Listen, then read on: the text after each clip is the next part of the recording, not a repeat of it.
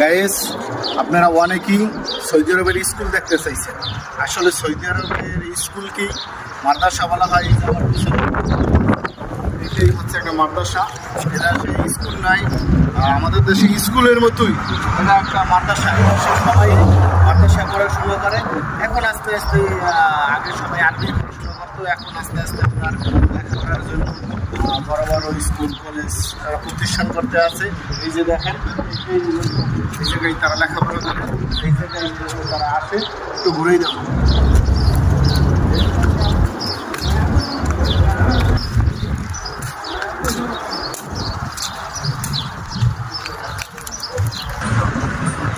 এই যে হচ্ছে গিয়ে আজকে শুক্রবার, এই জন্য ভিতরে যাওয়া যাচ্ছে না, এই জন্য মাদ্রাসাটি বন্ধ আছে। নেক্সট ভিডিওতে আপনাদের ভিতরের অংশটুকু দেখাবো ইনশাল্লাহ।